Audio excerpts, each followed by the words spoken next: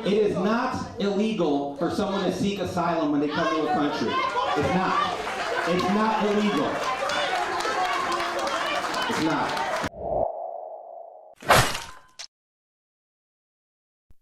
What it do, family and friends? It's that time again. It's that time. It's time to talk about these illegal immigrants.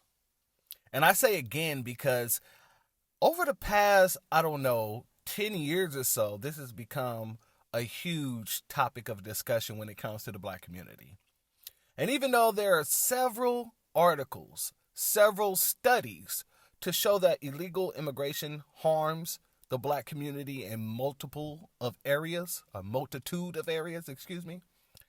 there are so many people out there that's trying to convince the black community that no, that's not true. There are multitudes of people out there that's trying to convince the black community that these illegal immigrants are asylum seekers. It's a multitude of people that's out there trying to convince the black community that it is not illegal to come seeking asylum in the Americas. Well, that's partially true. The fact of the matter is this. It is absolutely illegal to transfer yourself into a country in the manner in which these illegal immigrants did. And I'm going to prove that to you today. So, family, I want you to go ahead, kick off your shoes, relax your feet, throw on some SWV, put it on real low because you want to hear me. We're about to get into this.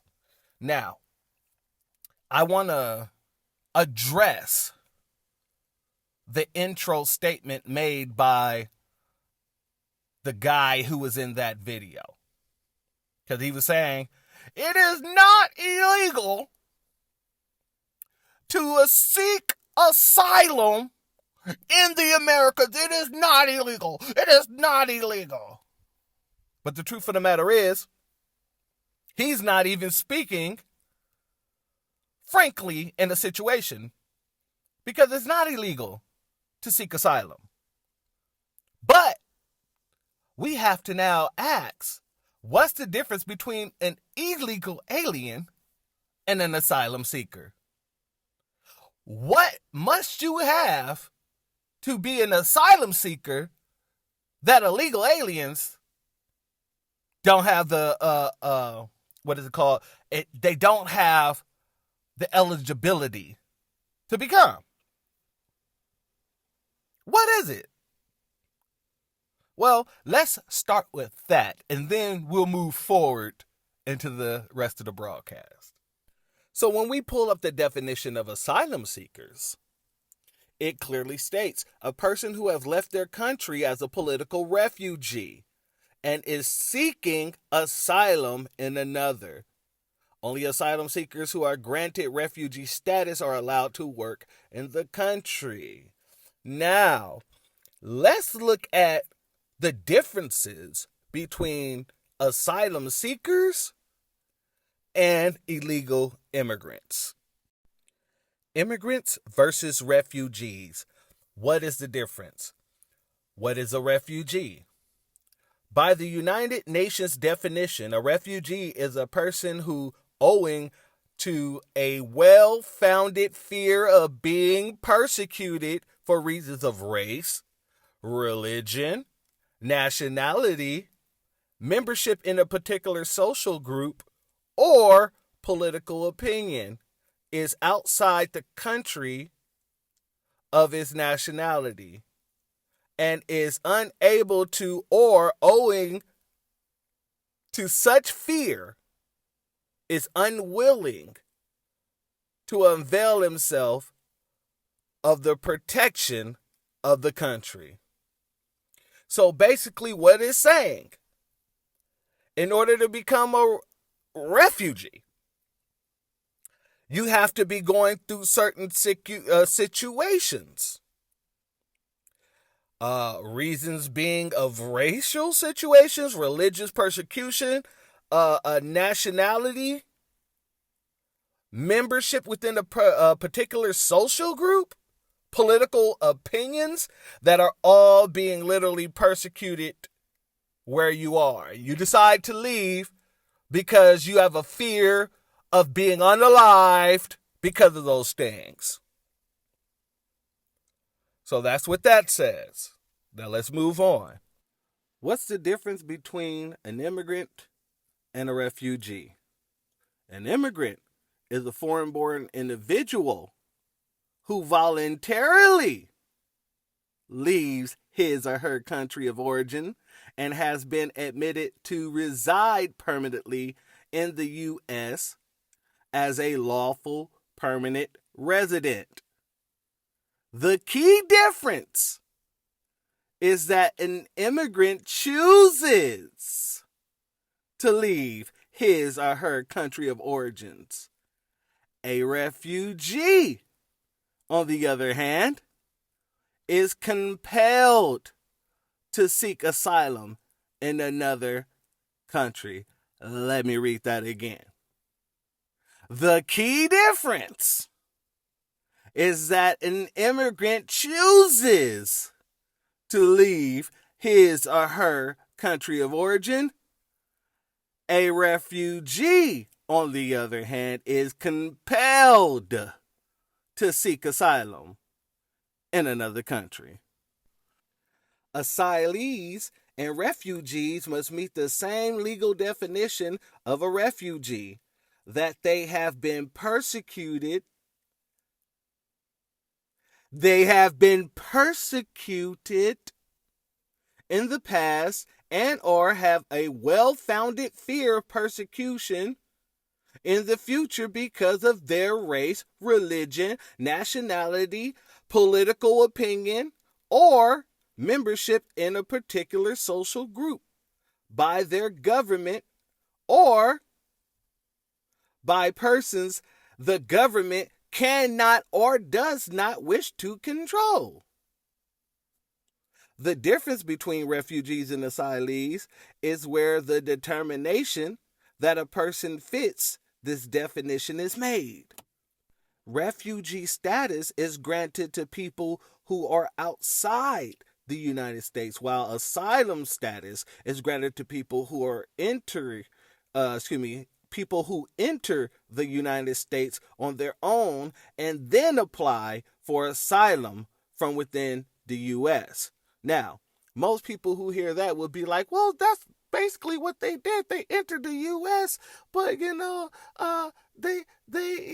have to apply for asylum when they get into the U.S., right? That's what makes them asylum seekers. They got to get into the U.S. first, but they don't meet any of the qualifications that we just ran through. They don't meet any of the qualifications that we just mentioned that I just read, that you can see on the screen for yourself. They don't meet any of that. They don't have a history of being persecuted in their home country because it's their home country. And they're all the same folk, Nicaraguans. And not all of them are coming from Nicaragua. So, that's out the window. They're not getting persecuted because of their race, religion, nationality, political opinion, being a part of any type of social group. None of that. But they're coming because the opportunities that are being dog whistled to them across the borders. But we'll get back into that. Let's continue this article. Who determines refugee status? The United Nations High Commissioner for Refugees, UNHCR, interviews those who believe they are refugees to decide whether they qualify for the UNHCR's protections and to determine whether the permanent solution in their case is resettlement in a third country, such as the United States.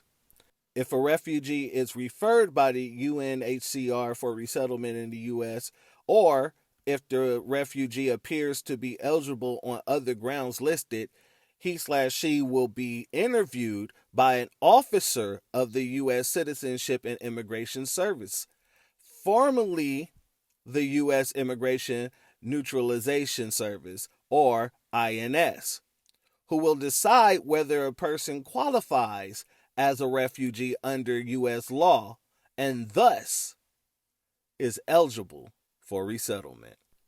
I wonder how many of those people that forced their way into the country by way of the southern border in the United States, how many of them actually got in contact with the UNHCR to put in their application for asylum?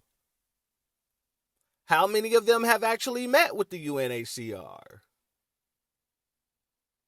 to try and further their applications for asylum? Because it says that, only asylum seekers will be granted the ability to work.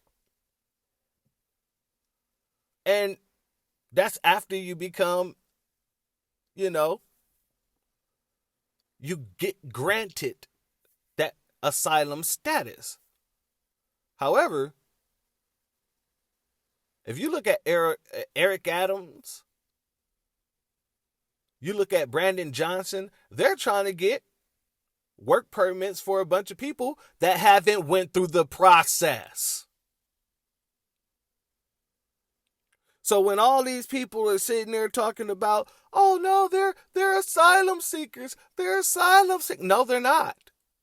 They have not gone through the process, nor do they qualify for the process. But they just want black folk to think, well, they're going through some stuff. We gotta, open our hearts. Damn all that. We done been there, done that several times over. And they just think we're stupid enough to believe it. They just think that they can tell us anything and we're just going to accept it, or we should accept it. And this is what they do. This is what they do. Who is she? If you could please introduce yourself. Good evening. My name is Beatriz Ponce de Leon. I'm the Deputy Mayor for Immigrant, Migrant, and Refugee Rights. Happens to seniors. I want to share, first of all, I want to say thank you for coming here. And every don't time, thank us. We could have been doing something else. I don't know if I want to make sure I understood your question. You're asking where will people go when they're here? Right. So I'm gonna answer that. Okay. Guys, can we give her an opportunity to answer Ms. Matthews' question, please? So people, the people that we're talking about are human beings just like you. We know that. We know that. It is not us against them. We don't need you to tell us that. The blatant disrespect. And this is how they do. This is how they do. But see, that's the one thing that we need to start really checking ourselves on too. We need to start getting a little bit more rowdy about this situation as well. You dig what I'm saying? And when I say as well, because they tried to do that in one of the Hispanic / Asian cities, and they beat up on the alderman or the alderwoman. Now, I'm not saying that we should be beating up on anybody. I'm saying we need to be putting just as much energy towards our situations that they're doing, and they don't want their own in their own communities. They did this because they didn't want their own in their own communities. Crisis in Chicago is boiling over as city officials continue to clash over what to do next. And Mayor Brandon Johnson says he is planning a trip down to the border. NBC5's Lisa Chavarria joins us live here in studio. And Lisa, all of this is happening as even More buses arrived last night. That's right, 22 buses Wow. yesterday, guys. So we're talking about a lot of people here. The issue is, where do asylum seekers stay? The city is placing them all across Chicago, and it's being met with plenty of pushback from residents in these communities. Meanwhile, Mayor Brandon Johnson says he wants to head south to see what's happening firsthand. My administration is committed to making sure that we are putting together the full force of government at every single level to ensure that these families, who, by the way, they're not illegal, they're asylum seekers. Now, as we just established, they are not asylum seekers. They are illegal immigrants. They do not meet the qualifications to be asylum seekers. But you do see that everybody is reading from the same playbook. Everybody is reading the same handbook. Everybody is literally reading from the same script because they're trying to convince you as black people. They're trying to convince you as people who were born and grew up here that you should be more sympathetic to these folks getting the resources that you and your children and your children's children deserve more than anybody in this country. He should be taking himself to helping the community here and making sure that he is handling the crisis that's here. And do you know how you should know these folks be lying? Besides looking them dead in the face? Anybody remember this situation? Wasn't nobody saying, oh, they're asylum seekers. There is not enough food to give to everybody who's inside there. We need to get out of the camp to look for food. Things are worse. It is these pictures of Border Patrol agents on horseback pushing migrants into the river that have caused so much anger. For some, they carry the echoes of the worst chapters of American history. What we witness takes us back hundreds of years. What we witnessed was worse than what we witnessed in slavery. Cowboys with their reins again whipping black people, Haitians, into the water. The US has already removed thousands from the camp, large numbers flown back to Haiti, a country many of them left after the earthquake a decade ago and now consumed by violence and poverty. These chaotic scenes prompting the resignation of the US Special Envoy. I will not be associated with the United States' inhumane, counterproductive decision to deport thousands of Haitian refugees, Daniel Foote wrote to the Secretary of State. Our policy approach to Haiti remains deeply flawed. And it is a crisis the President has so far not addressed. We could not see it as any more different from the policy of the prior administration, which the President feels, we all feel, was inhumane, immoral, ineffective, wasn't operationally working. In Texas, the river crossings have been stopped for now, and the authorities say the camp will be empty within days. But the flow of those trying to reach America, it seems, can't be stopped. The only question is where and when this will happen again. Greg Milam, Sky News. So, what's the difference between that situation and this situation? Anybody? Anybody? You? Can you? Or you tell me? I think we all know. Because they definitely was not put up in hotels. They definitely wasn't being given services from the rest of the city. They definitely was not getting fed 3 square meals a day. And they definitely got deported. Oh yeah. So what's the problem here? What aren't we seeing? What's the difference between the Haitians and the people that are coming here now?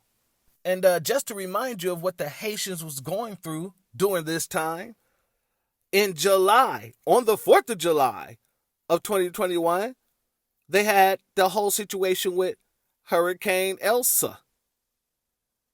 on the 14th of August, they had a 7.2 magnitude earthquake that destroyed a lot of the country. Then, on the 17th, Hurricane Grace came in and messed up some more stuff. So if anybody should have been granted asylum, the Haitians should have been granted asylum, definitely. But you don't hear any of that. You don't see, or you didn't see, the Haitians getting the same treatment as the people who are coming in now are getting. So don't let these people lie to you and just try to gaslight you into accepting being, once again, the whipping mule for someone else's goddamn group because they say it's humane. When we haven't lived in a humane situation in this country thus far, and we still haven't gotten there. So why should we sit here and lay down so someone else can get there before us and we built the country? Ask yourself that question. And we're going to go a little bit deeper on this situation in this topic on Thursday when I do my live stream on this. I'm going to actually bring out more information, some more articles. But I just wanted to make it very clear. Illegal immigrants are not asylum seekers, and asylum seekers are not illegal immigrants. They are not one and the same. So while they run around here trying to gaslight us, make sure if they bring that to you, you stand up and you let them know exactly what it is. And that's what it's gotta be. If you ain't hit the like button, go ahead and hit the like button. If you're not subscribed, hit that subscribe button. Share this message. Because like I said, they sit here and they say and spew a bunch of ninny nonsense. They spew a bunch of nonsense to us as if we're just supposed to sit by and just accept it. Like, oh, well, okay, yeah, you know what? We are all humans, but we haven't all been treated the same. And no matter where we go, we're treated absolutely the same. If we go to Nicaragua right now, we're not going to get what none of these people that traveled all the way over here is getting on the backs of our dime. Period. We're not. So a lot of the folks that sitting there want to sit there and say they're a part of our community, but I gotta stand up against this because I'm not anti-immigrant. It ain't about being anti-immigrant. It's about being anti-stupid. It's about being anti-dumb, anti-ignorant, and pro-black, pro-agenda, black agenda. Pro-black agenda driven. Pro-tangibles for the black community. And how the hell can you be any of that when they're giving everything else to everyone else but us? Including people who aren't even citizens of the country. They're giving away our money to people who don't belong here. They're giving our money away to people who aren't even on this side of the hemisphere.